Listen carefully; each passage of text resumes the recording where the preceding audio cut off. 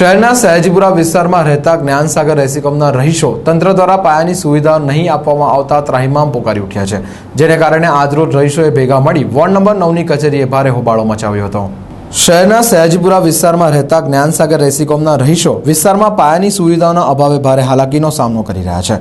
વિસ્તારમાં આવવા જવા માટે તંત્ર દ્વારા 18 મીટરના રસ્તાની મંજૂરી આપવામાં આવી છે, પરંતુ રસ્તો હજુ સુધી બનાવવામાં આવ્યો નથી। વિસ્તારમાં પીવા માટેનું પાણી પૂરતું આવતું નથી, તો લાઇટોની પણ અવગણતાના કારણે વિસ્તારના રહીશો ત્રાહિમામ પોકારી ઉઠ્યા છે। આજરોજ ત્રાસી ગયેલા રહીશોએ ભેગા મળી પાયાની સુવિધાઓની માંગ સાથે વોર્ડ નંબર 9ની કચેરીએ ભારે હોબાળો મચાવ્યો હતો।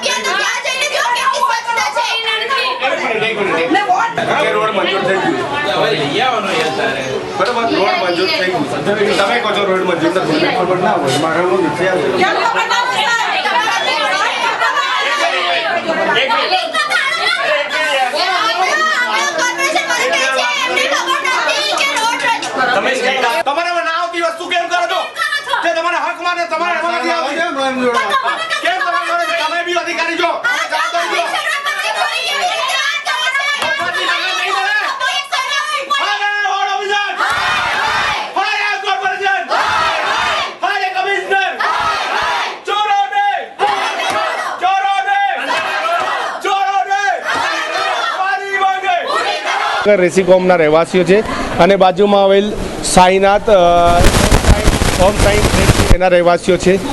બિલ્ડરો દ્વારા બોગસ વાયદા કરી 2 વર્ષ સુધી અમારા મેન્ટેનન્સના પૈસાથી લઈને બધી જ વસ્તુ બધું ક્લિયર કરી નાખ્યું। અત્યાર સુધી રોડનો અમને કોઈ ફેસિલિટી આપી નથી।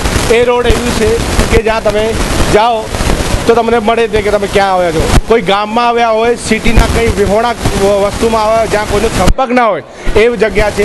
રોડ ઓફિસર એવું કહે છે કે મારા એમાં નથી આવતું। જો સાહેબ તમારામાં ના આવતું હોય તો રાતે 12 વાગે આવીને તમે કે શેના કારણે તમે ત્યાં કપચીને બધું નખાવો છો, એનો મતલબ તમે બિલ્ડરના ખોડામાં બેસી જાઓ છો, બિલ્ડરના ખોડામાં બેસીને કામ કરો છો, તો અમારી પબ્લિકનું શું હક? વેરો જોઈએ છે, ટાઈમ ટુ ટાઈમ આવી જાઓ છો, ત્યાં કેટલું ત્રાસ છે, માણસ મળતો હોય તો એમ્બ્યુલન્સ સુધી આવવાની સુવિધા નથી। પાણીનું કૌભાંડ છે અને હું કમિશનર સાહેબને એક વિનંતી કરીશ, સાહેબ તમે સ્માર્ટ સિટી બનાવો છો 100% બનાવો, પણ તમારા નીચેના જે ચોર અને ગઠિયા અધિકારીઓ છે, જે ચીટર લોકો છે, એને પહેલાં દૂર કરો તો સ્માર્ટ સિટી બનશે।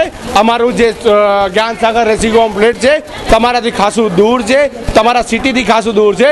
મહેરબાની કરીને અમારા એ રેસીકોમને સ્માર્ટ સિટી બનાવો। જે શ્રી જ્ઞાનસાગર રેસીકોમ અપાર્ટમેન્ટ છે અમે લોકો ત્યાં રહીએ છીએ અને અમે આ વોર્ડ ઓફિસ 9 છે એમની પાછળ અહીંયા આવેલા છે, રોડની રજૂઆત કરેલા 3 વર્ષથી અમે ત્યાં રહીએ છીએ। 3 વર્ષથી એ લોકો કહે છે કે રોડ બની જશે, બીજું ચોમાસું તમારે નહીં જોવું પડે, રોડ બની જશે, રોડ બની જશે, અને હજુ સુધી કશું કામ થયું નથી। અને રોડ એટલું ગંદુ છે, એટલી ગંદકી છે ત્યાં કે આટલા બધા મચ્છર, છોકરાઓ નાના રહે છે, અમારે આવવા જવાની એટલી તકલીફ પડે છે।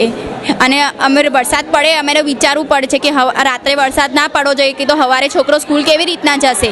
અમારે લેડીઝને 2 વ્હીલર લઈ જવું હોય તો રોડ એટલો ગંદો છે કે અમારેથી જવાતું નથી, નીકળાતું નથી, રોડ ગાડી ફસાઈ જાય છે કિચડમાં। પ્રેગ્નન્ટ લેડી હોય ને તો અમારે ડર લાગે છે કે એમની ડિલિવરી અહીંયા રોડ પર જ થઈ જશે, આટલું ગંદો રોડ છે। કોઈ બીમાર માણસ લઈ જવું હોય તો નહીં વિચાર થતું, અને અમારા ઘરમાં કોઈ ગેસ્ટ આવવાના, આટલો ગંદો રોડ છે, કોઈને લઈ નહીં આવતું, આટલી ગંદકી છે, આટલા મચ્છરો છે, કોઈ મરી જશે, બીમાર પડી જશે તો એનો જવાબદાર શું? અને હમણાં અમે કોર્પોરેશનમાં આવ્યા છે રોડની રજૂઆત લઈને, તો આ લોકો એવું કહે છે કે અમારા સ્કોપમાં નહીં આવતું, તમારા સ્કોપમાં નહીં આવતું તો રાતોરાત ખાડા, કપચીઓ, પથ્થરો કેમ નાખ્યા? અને તમારા સ્કોપમાં નહીં આવતું તો વેરા લેવા માટે, વોટ લેવા માટે તો બધા લોકો આવી જાય છે।